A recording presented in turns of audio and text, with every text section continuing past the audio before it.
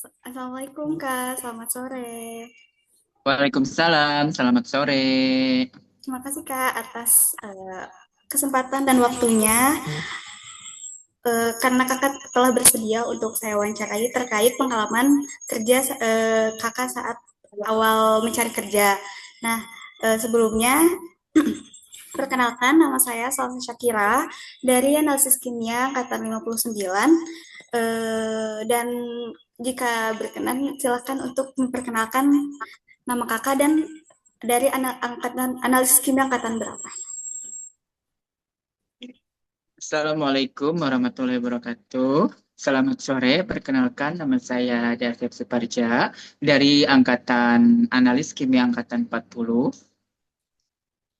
Ya, Eh, Baik, di sini saya akan memulai wawancaranya ya.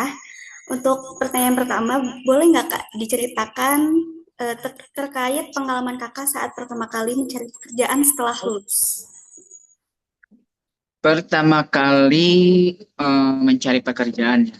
Ya, Waktu itu saya mencari pekerjaan sesuai, sebenarnya sih tidak sesuai dengan bidang saya, misalnya ya. tidak sesuai dengan apa yang kita pelajari selama ini. Pertama saya bekerja di eh, perbankan terlebih dahulu, kemudian bergulir hanya beberapa bulan saja dan kemudian kembali lagi ke jalur yang sebenarnya yaitu ke analis lagi di perusahaan ya yang bergerak di bidang farmasi yang berada di Kota Tangerang. Oke, Kak. Kira-kira skill apa aja sih yang harus dipersiapkan gitu untuk mendapat pekerjaan pertama itu? Skill pertama, eh, kita mengasah pengetahuan kita selama di kuliah itu, yang kita praktek-praktek seperti praktek harian kita itu sangat sangat membantu untuk apa, membantu kita dalam mencari pekerjaan, dan kita harus sering mengikuti training. Training itu sangat berguna untuk kita, tambahan kita untuk mencari pekerjaan. Ada lagi partnership, kita yang atau yang dengan kata lain kita praktek kerja lah, setidaknya itu sangat membantu juga untuk dapat dilihat oleh perusahaan. Gitu. Oke. Untuk tantangannya, apa sih tantangan terbesar Kakak saat pertama kali mencari kerja itu? Tantangan terbesar kita yaitu persaingan ya tentunya. Persaingan dari eh, kan analis ini nggak hanya dari IPB saja ya, tapi ada dari yang lain yang tentu saja kita udah mengetahui, eh, banyak perguruan tinggi yang mengadakan program analis kimia ini, terutama ada akademinya ya, yang kita juga udah tahu banyak lulusannya. Itulah saingan yang kita hadapi, tetapi kita harus percaya diri bahwa kita mampu untuk bersaing bersama mereka. Kira-kira ada tips gak nih Kak untuk kita yang nanti bakal lulus dan mencari pekerjaan gitu kan agar lebih mudah mendapatkan pekerjaan dan lebih siap menghadapi tantangan dalam seleksi kerjanya? Tipsnya kita harus mempersiapkan diri lebih matang, lebih siap lagi untuk menghadapi dunia pekerjaan, dan tentunya kita harus banyak belajar dari apa kita kita lakukan dan apa dan yang akan kita hadapi ke depannya seperti apa. Oke. Nah, setelah mendapatkan pekerjaan nih Kak, kira-kira apa sih langkah pertama yang Kakak lakukan untuk meningkatkan keterampilan atau pengetahuan?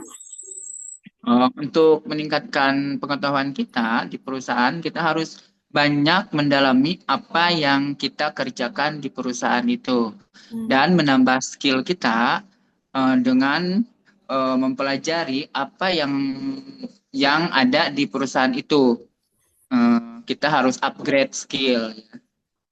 Gak Oke. hanya cuma kita dikasih A, yang dikerjain A, kita harus lebih mencoba yang lainnya gitu, harus lebih aktif dalam dunia kerja. Oke, ini kan kakak berarti udah lama ya kerjanya, maksudnya di bidang analisis kimia nih. Kira-kira gimana sih kak cara kakak itu agar tetap relevan dengan perkembangan di bidang pekerjaan kakak? Agar kita semakin relevan dalam dunia pekerjaan ini, kita harus upgrade pengetahuan sesuai dengan kemajuan zaman dan kita harus terus belajar karena kemajuan teknologi ini semakin tinggi. Karena tingkatan saya dari angkatan yang udah lama itu kemajuan teknologinya tuh semakin meningkat. Jadi kita harus tetap belajar dan tetap mengupgrade pengetahuan kita agar kita tetap bersaing bersama yang lainnya.